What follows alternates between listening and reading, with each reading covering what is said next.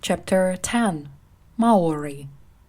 Maori have lived in New Zealand for more than 1,000 years. When Captain Cook and his men landed there, they found a tall, strong people with brown skin and black hair. Maori of those times lived in wooden houses and had wooden boats, and they often cut beautiful shapes into the wood, which they worked with. They caught birds and fish and grew sweet potatoes for food. They were also excellent singers and dancers. They were called Tangata Wenua, people of the land, because the land was a very important part of their lives. At this time, the Maori population was between 100,000 and 150,000. When the British came, it was in many ways not a good thing for Maori.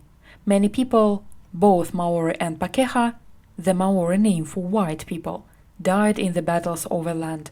People still argue today about the land and who owns it, and many people feel very strongly about it. The Pakeha also brought guns, alcohol and cigarettes with them, and diseases which were new to Maori.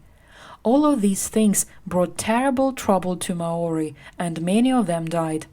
By 1900, the future seemed hopeless, and the Maori population was down to 50,000, but after a while the population slowly began to grow again.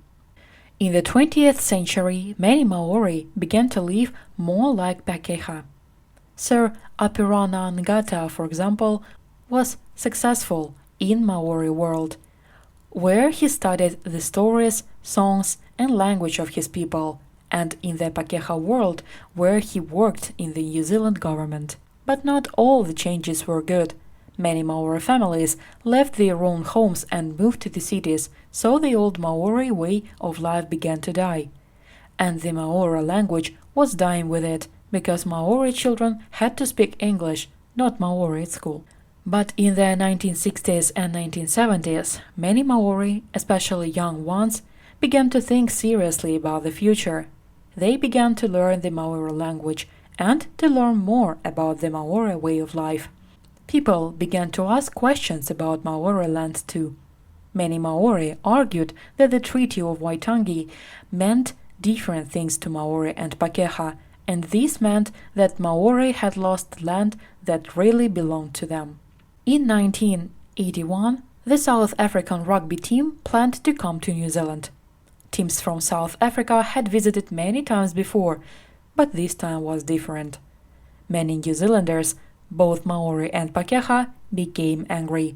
They did not want New Zealand teams to play against the South Africans who only choose white players to play for their country, and who did not welcome Maori players into South Africa. But the New Zealand government refused to stop the South African rugby team from playing in New Zealand. People argued about this all over the country. There were some angry fights and some matches were stopped.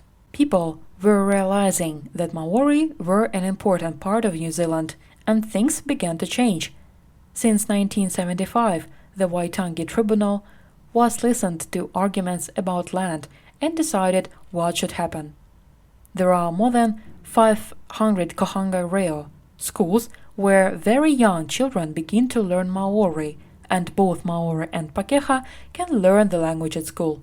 Maori is an official language, and there are Maori radio and TV stations. Some government offices work in both languages, and some place names have changed. For example, New Zealand's highest mountain was once called Mount Cook.